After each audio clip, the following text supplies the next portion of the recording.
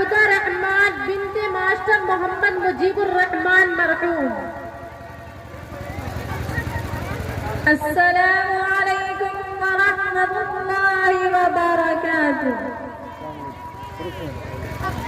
نحمده ونصلي على رسوله الكريم أما بعد، قال الله تعالى: إن الله لا يغير ما بقوم حتى يغيروا ما بأنفسهم، وقال النبي صلى الله عليه وسلم: ألا إن في الجسد مضغة إذا صلحت صلح الجسد كله وإذا فسدت فسد الجسد كله ألا وهي القلب۔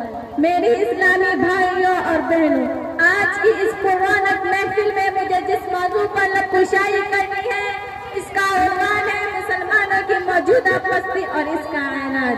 حاضرین و حاضرات مجلس، اللہ تعالیٰ نے اس امت کی قسمت میں جتنی نعمتیں لکھی ہے اور اس کو جتنا ہی نوازا ہے، شاید اس کو دوسرا ہی نوازا ہوگا۔ ارشاد باری ہے: الیوم اکملت لکم دینکم واتممت علیکم ورضیت لکم الاسلام دینا۔ آج کے دن میں نے تمہارے لیے تمہارا دین کو کامل کر دیا اور تم پر اپنی نعمتیں تمام کر دی اور اسلام کو تمہارے لیے دین کے طور پر پسند کر لیا۔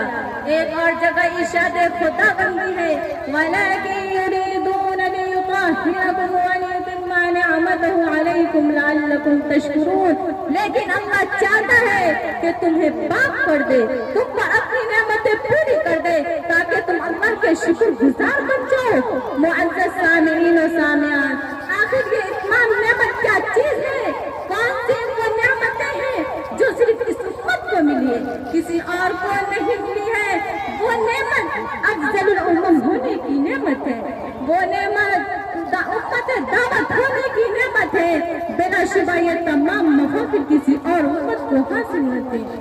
ان تمام فضائل کے علاوہ اس امت کو وہ عظیم نبی ملا جو بلا شبہ افضل الخلائق تھا، وہ کتاب ملی جو المہیمن الکتب ہے، اور اس نے جو چاہا جیسی فضیلتیں چاہی ساری فضیلتوں کا تاج اس کے سر پر رکھ دیا اور اس کو امت مسلمہ جیسے پیارے لقب سے نوازا گیا۔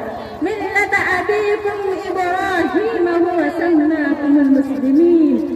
اتنے سارے فضائل، ایسے مفاخر، اس طرح کے مناقب سے سجی سجائی امت آخر کس پستی کے غار میں گر رہی ہے؟ اس کے اندر وہ تراتم ہے جذبات نہیں رہے، جو بھی اس کا خاصیت ہے کہ وہ جوان مردی باقی نہ رہی جس نے بڑے بڑے سلطنتوں کو زیر و زبر کر رکھ دیا۔ کیا ہی اسباب ہے جس نے ایک بار خدا داد اور خدا شناس امت کو دیکھتے ہی دیکھتے ایک کمزور، بے حس اور بے سہارا امت بنا کر رکھ دیا ہے۔ میرے اسلامی بھائیوں اور بہنوں، غور کریں گے تو خود قرآن پاک اور احادیث مبارکہ کے اندر ہی وہ اسباب مل جائیں گے جو ایک امت کو گھن کی طرح کھا جاتے ہیں۔ حاضرین و حاضرات مجلس، اللہ نے ہماری جتنی بھی فضیلتیں بیان کی ہے اسی طرح عظیم ذمہ داریاں بھی ہمارے حوالے کی ہے۔ سب سے پہلی اور بنیادی ذمہ داری یہ تھی کہ ہم خالص اللہ کے وفادار بن کر رہیں، بلکہ ہر نماز میں ایاک نعبد و ایاک نستعین کہہ کر خدا کو اپنی وفاداری کا یقین بھی دلاتے ہیں۔ لیکن ذرا دل پر ہاتھ رکھ کر غور کریں تو معلوم ہوگا کہ ہم حقیقتاً وفادار ہیں یا نہیں۔ وفاداری دعویٰ کی چیز نہیں بلکہ اسے کر کے دکھانے کی چیز ہے۔ ہمارے کو کون اعمال ہے جو خالصتاً بچھنا ہو رہے؟ اول تو ہمیں برائیوں سے فرصت ہی نہیں کہ ہم نیکیوں کی طرف توجہ کریں۔ دنیا کی ہر برائی میں ہم ملوث ہیں، پھر بھی حسن اتفاق سے کسی نیکی کا موقع ہاتھ آتا تو اس نے بھی کہا خدا کو راضی کرنے کی نیت ہوتی ہے، بس دکھاوا ہوتا ہے۔ ایسی نیکیوں کو خدا قبول کرنا تو درکنار، اس کی طرف نگاہ اٹھا کر بھی نہیں دیکھتا۔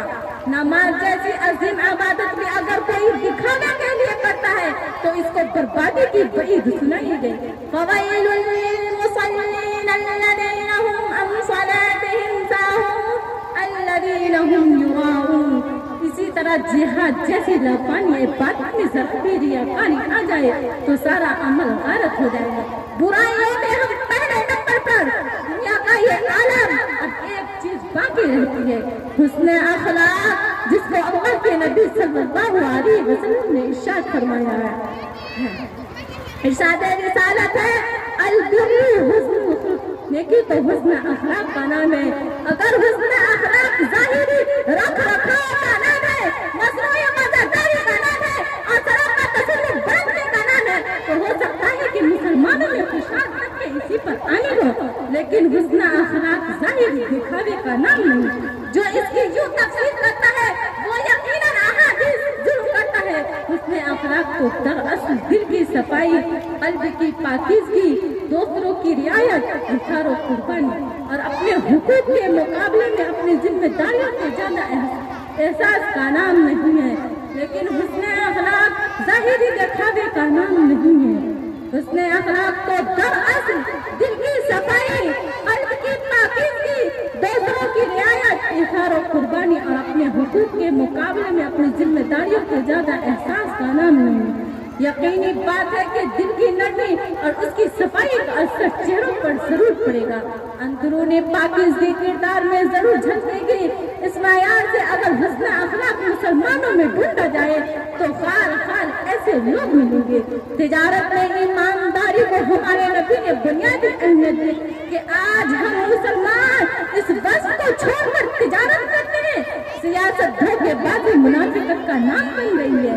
عہد و پیمان کو توڑنا ہی ہم نے نصب العین بنا دیا. علوم دینیوں کے ذکر سے ہم آراستہ اور پیراستہ نہیں ہیں. غرب کو کون سا کمال ہم میں باقی رہ گیا ہے جس سے ہم سرخرو ہو سکے.